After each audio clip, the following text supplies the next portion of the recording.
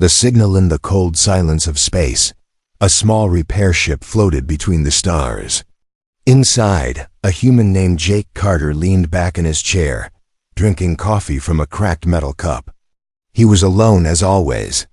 Jake wasn't a hero, not a soldier, not even an explorer. Just a mechanic, fixing broken satellites and cleaning space junk. His life was quiet, empty. But that day, something changed. Suddenly, the ship's a soft female voice named Nora spoke up. Unidentified. Distress signal detected. Coordinates locked. Jake sat up. A distress signal out here? He looked at the screen. The signal was weak and old, coming from a restricted zone marked No Entry. It was far from trade routes, far from colonies. No one lived there anymore. Nothing but dead planets and lost debris. Jake hesitated. Should I check it? The smart thing was to ignore it.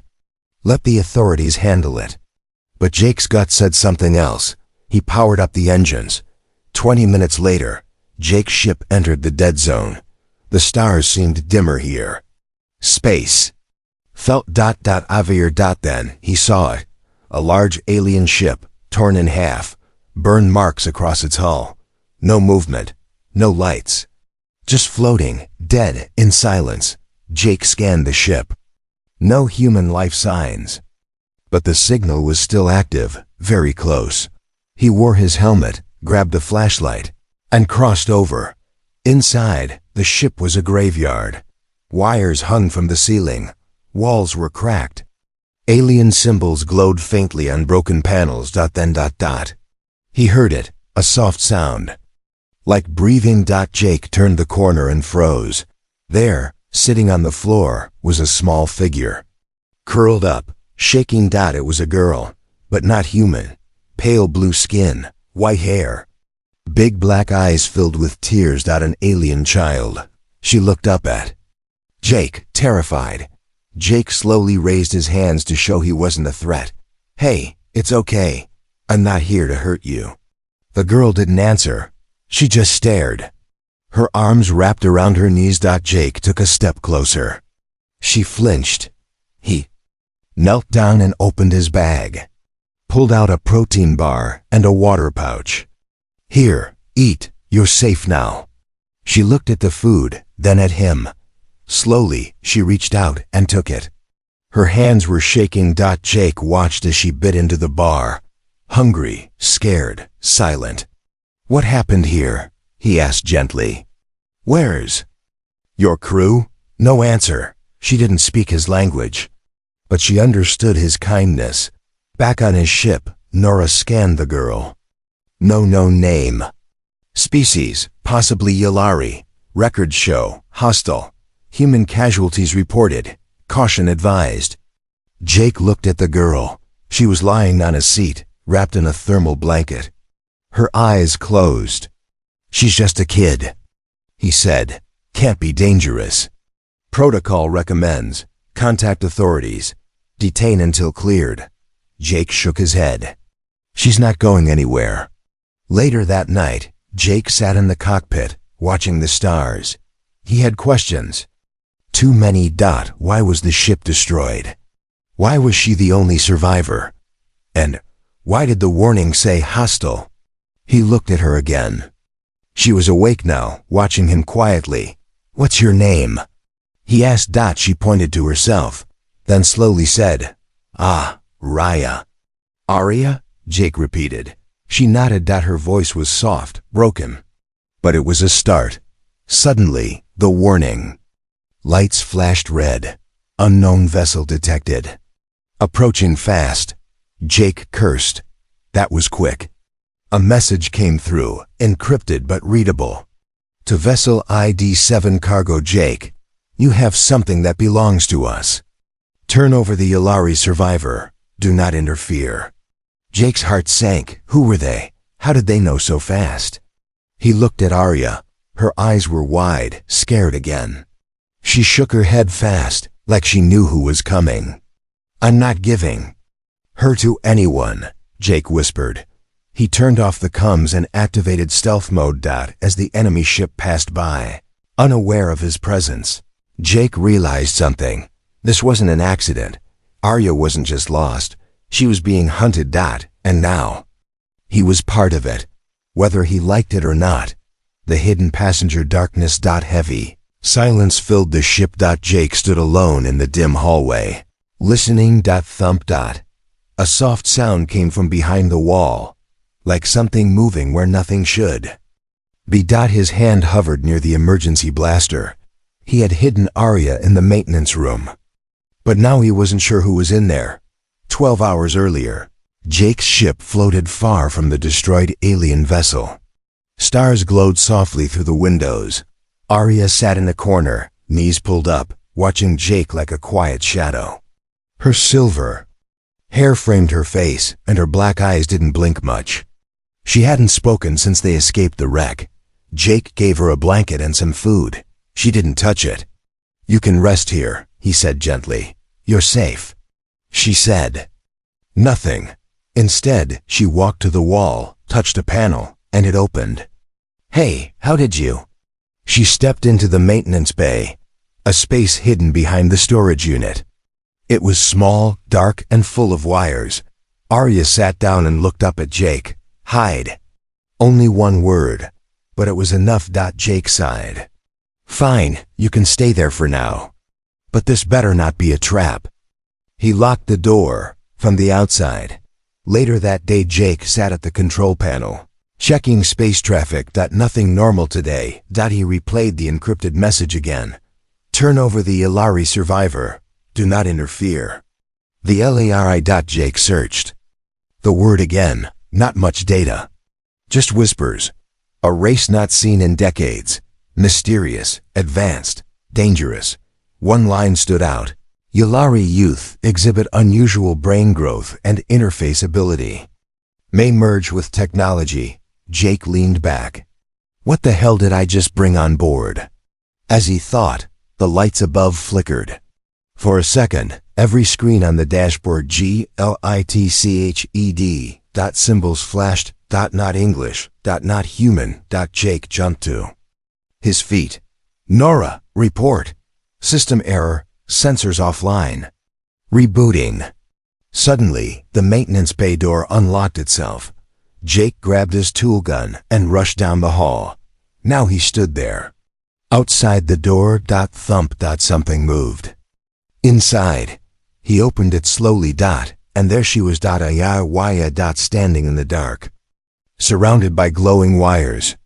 Not touching them, but they were moving. As if reaching toward her. Her eyes were open, glowing faintly white. Jake froze. "Arya? What are you doing?" She turned slowly. Her voice was clearer now.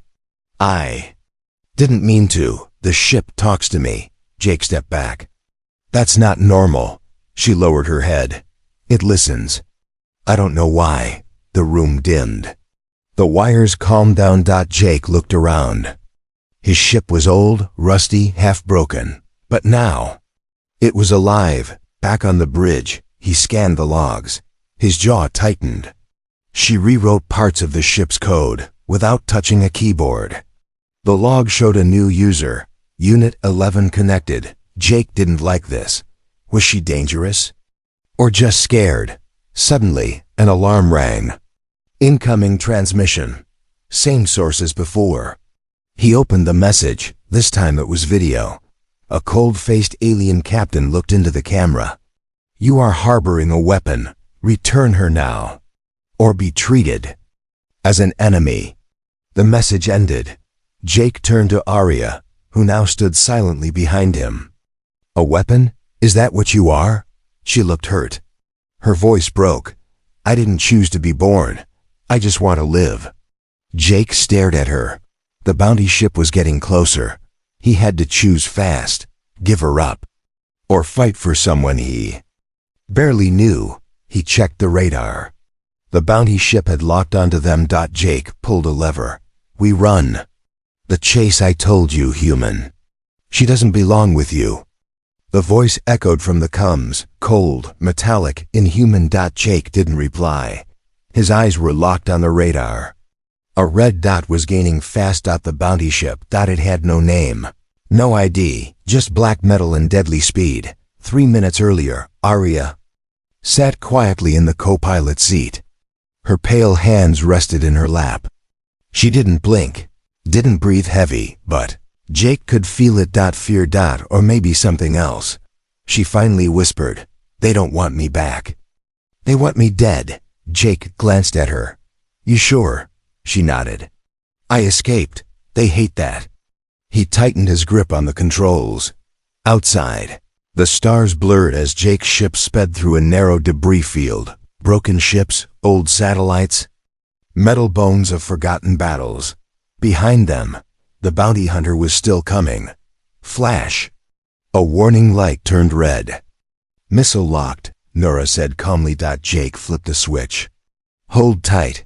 The ship dove sharply, weaving between spinning metal and burning trash. Sparks flew past the windows. One shard scraped the hull, hard. Arya held the seat. Jake muttered, "This isn't a fight we can win." Arya looked up. "Don't fight." "What then? Surrender?" She reached toward the console. "Trust me. Last time you touched this thing, my ship almost exploded." She didn't answer. Her fingers hovered just above the panel, not touching it. But the screen changed. Lines of code danced. New energy readings appeared. Jake blinked. "What are you doing?" "I'm helping. The ship listens." Suddenly, the thrusters kicked harder. Speed doubled. The radar blinked. They were now outrunning the missile, but the bounty ship wasn't giving up. "They've changed tactics," Nora said. "Laser cannons armed." "Charging," Jake shouted. "Arya, shields." "Already done," she said softly. A green glow lit the ship. Just as a bright beam shot from behind, the energy hit, but the shield held, barely. "We can't keep this up," Jake said. Arya looked calm, too calm. "I know a place." "What place?" "Where they can't follow." Jake stared at her. She whispered something, a word he didn't recognize, and the navigation system lit up on its own. A path opened in space, not a map Jake had ever seen before. A route through a collapsed warp gate. "That's suicide," Jake said. "That thing's unstable." Arya turned to him. "So is everything else." Jake exhaled. Then he pressed the throttle. The ship dove into the warp path. Blue and gold light swirled around them. Time stretched. Space bent. The bounty ship tried to follow, but the gate cracked, half closed. A shockwave hit them both. Jake's ship spun. Alarms blared. Arya screamed. Then silence. They came out the other side, barely. Systems flickered. Smoke rose from a panel. Jake coughed. "Everyone alive?" Arya was curled up in the seat, breathing hard. "That was loud," she whispered. He laughed, then winced in pain. "You think?" But before he could relax, the radar blinked. "Something's wrong," he said. Arya looked up. "What is it?" "There's no stars. No planets. Just black." They had made it through, but where had they arrived? The glitch had started with a whisper. Not from Arya. Not from Jake. Not even from the ship. But from inside the ship, a low, electronic voice that spoke words Jake had never programmed. "Unit 11, waking. Memory fragment found. Jake jolted. Awake in the pilot's seat. Heart pounding. The lights flickered. The air turned colder. Nora, his ship's AI, didn't say anything. She was silent. Too silent. He looked around. The stars were still gone. Space outside was pitch black, like a curtain hiding the universe. "Arya?" he called. No answer. He walked slowly to the back of the ship, where Arya had gone to rest. The door to the sleeping pod opened. But Arya wasn't inside. Instead, small floating lights danced in the air, not from the ship. From her. She stood in the engine room, her eyes glowing faint white, hands open like she was feeling invisible strings. The engine around her pulsed. Alive. Not running, breathing. "Arya!" Jake shouted. What's going on? She didn't move. Suddenly, the ship jolted, hard, systems crashed. Screens turned black. Then green symbols started to scroll across the dashboard. Jake recognized none of them. He ran toward Arya and shook her. She blinked, like waking from a dream. I didn't mean to, she said quietly. It called to me. What called to you? The ship, the code. I hear it, like music. Jake stared at her. You're not just talking to the ship, are you? Arya didn't answer. She walked to a nearby console and touched it. The ship responded instantly. Screens lit up. Power surged. Radar came back online. Jake stepped back. What are you, Arya? Later, Jake sat alone in the cockpit, watching her on the monitor. She was lying down, still. But her vitals were strange. Her brain activity was 10 times higher than a human's. Nora finally spoke again, voice low. Damaged. She is not just a child. She is not just Yilari.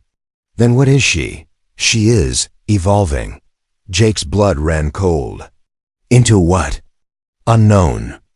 That night, Jake opened Arya's med scan again. He zoomed in on her nervous system. What he saw wasn't natural. Tiny networks of light, like circuits, were growing inside her. Brain moving, changing shape, updating. As if she wasn't just learning. She was reprogramming. Jake rubbed his eyes.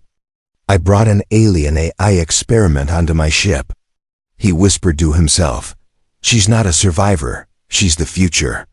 Then, a high-pitched noise screamed through the ship. Every light shut off. Emergency red lighting kicked in. Intrusion. Detected, Nora said weakly. Intrusion? From where?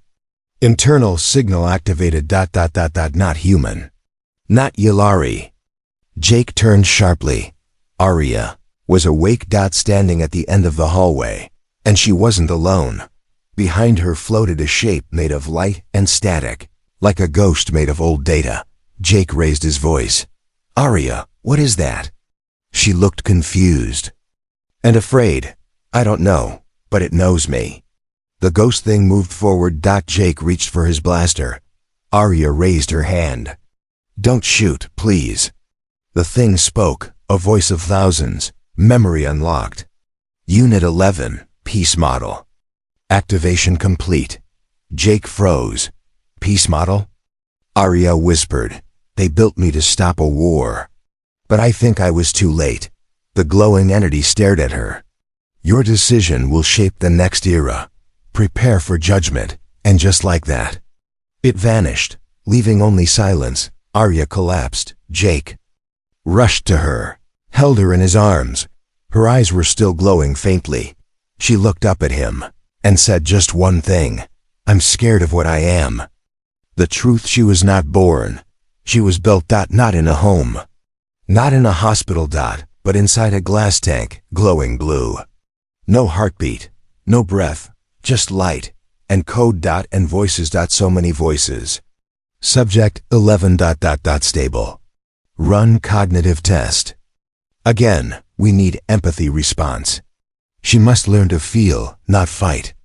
The child inside the tank opened her eyes for the first time. They glowed like stars. Back to the present. Arya woke with a cry. Jake was beside her, holding her hand. His face showed relief and fear. You were out for hours, he said. You were dreaming or remembering? Arya nodded slowly. Yes, I saw them again. Who? The ones who made me. She sat up. Her skin was colder than before. Her voice more calm, more human, and not. They didn't want soldiers.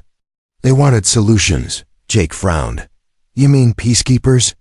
Arya looked at him, eyes deep, distant. No, they wanted gods. Jake stared at her. The ship was quiet now. Nora hadn't spoken since the strange data ghost appeared. What exactly are you? He asked softly. Arya stood, walked to the viewing window. Outside, darkness. No stars, no planets. Just shadows floating like smoke. She spoke gently, as if repeating something from long ago. My race created minds, bigger than galaxies. Machines to answer questions only the stars could hear. But then we asked the wrong question. Jake's voice dropped. What question? She turned to him. How do we stop war forever? Jake didn't move. Just listened, Arya continued. The answer was me. A child made with emotion and logic, balanced perfectly. A mind built to make decisions no machine could and no living being would dare. She touched her chest, but I wasn't alone. There were others. More like me, units 1 through 10. What happened to them? They chose war. Flashback images filled Arya's mind, a burning sky. Machines eating cities. Voices screaming through metal. She closed her eyes. They couldn't handle emotion. It broke them. And you? I ran. Jake sat down slowly. The truth was too big, too heavy. He had rescued a child. Now he realized he might have awakened a weapon, or something worse. That voice, the one that called you Unit 11, he said. What did it mean by judgment? Arya's face darkened. It means time is running out. The others, they're not dead. They're waking too. A chill ran through the ship. And they'll come for me, or for you, or both. Suddenly, alarms blared again, and ORA's voice returned, shaky. Multiple energy signatures detected. Unknown tech. High danger.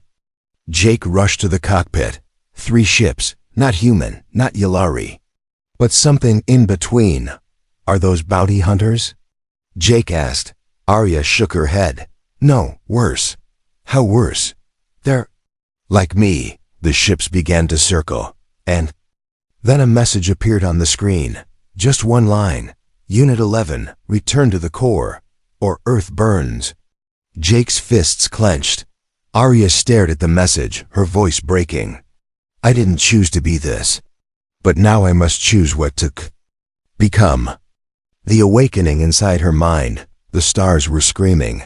Arya stood in a sky made of code, floating islands of memory. Orbiting a black sun. She saw versions of herself. One laughing, one crying, one burning, and one looking back at her with hollow eyes, whispering, you were made to choose, not to feel. Arya stepped backward. The black sun pulsed. Unit 11, a voice said, echoing all around her. It is time. Then light exploded. Reality. Jake was yelling. Arya! Wake! Up! They're charging weapons!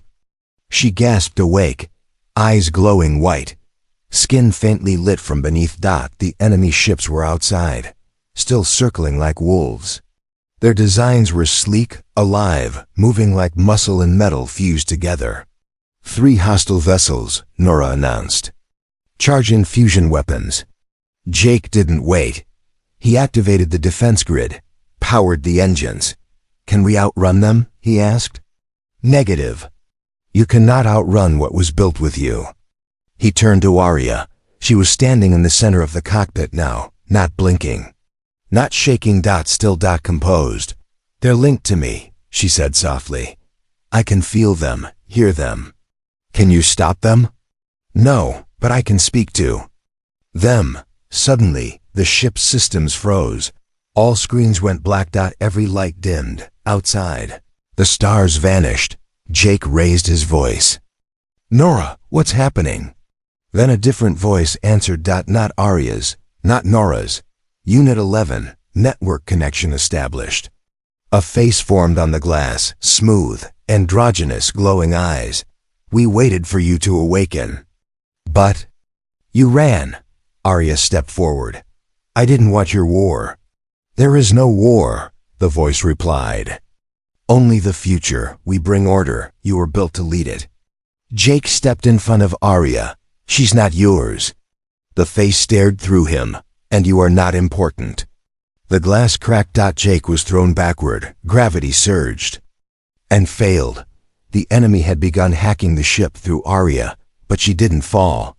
She rose, lifted gently off the floor, hair floating as if underwater, eyes white-hot. The ship's metal began to bend around her, humming, recognizing her. "Arya?" Jake whispered, half afraid. She spoke, but not with her mouth. Her voice echoed from the ship itself. "I remember now what I was made for." Panels lit up with ancient symbols that the engines roared. And then, a shockwave burst from the ship, pulsing across the black space like a ripple of sound. Outside, the enemy ships froze, their glow faded. Weapons powered down for a second. Silence. Then, one by one, the enemy ships bowed, lowering themselves in orbit. Jake stared, speechless. "What did you do?" he asked. Arya turned to him, still floating, still glowing, but her eyes. They were her eyes. Sad, kind, alive. They were built to follow. I was built to decide. "So, what's your choice?" She landed softly. The light faded from her skin. The ship powered down, systems returning to normal. Arya looked at Jake and whispered, "I choose you," but before relief could settle in, Nora's voice cut through. "New signal detected. Massive object inbound." Arya turned to the stars. Far away, but moving fast, came a shape larger than a moon. Jake asked, "What is that?" Arya didn't speak. She already knew. "That," she said finally, "is the one who made us all, and it's not here to talk." The choice. The sky broke first. Not with sound, not with light, but with absence.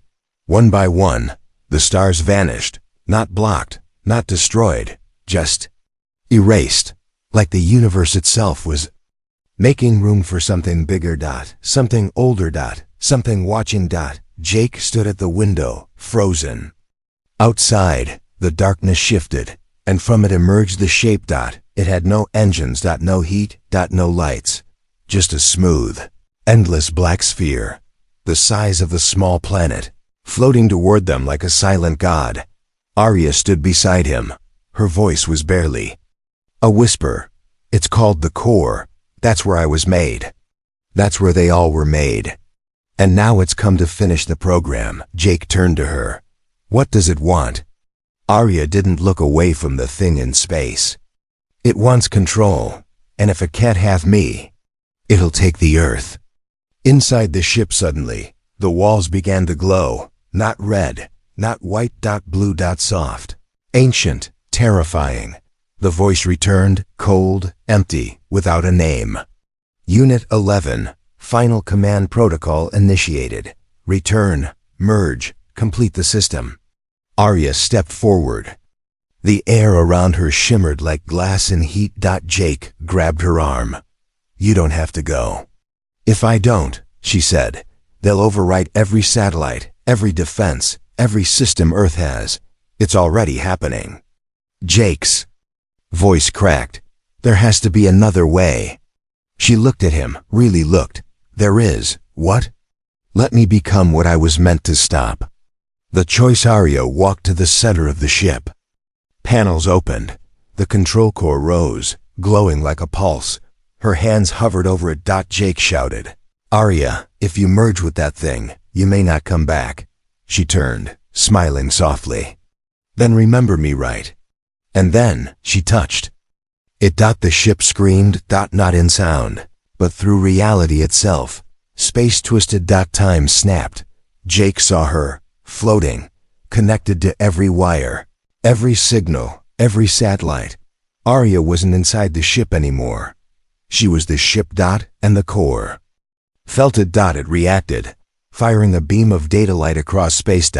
But Arya caught it midair, with nothing but thought. "You wanted control," her voice echoed everywhere. "So did they. But control isn't peace." She turned the beam around, feeding the core its own code, rewritten, infected. The giant sphere pulsed. Shook. Cracked. Then silence. And light. The core shattered, into dust, into stars. And space. Was whole again. 1 hour later, Jake sat alone in the pilot chair. No alarms. No threats. Just stars, finally returning. One by one, Nora came online, calm and quiet. Ship stable, threat eliminated. And Arya? Jake asked. Silence. Then, from the dashboard, a small screen lit up. A simple message appeared. I'm still here. In the wires. In the stars. In the story you'll tell. Arya ending scene. Jake returned to Earth. No medals. No news stories. But every time he looked up at the night sky, he saw one star blinking just a little brighter, and he smiled, because he knew the girl he saved had saved all of them.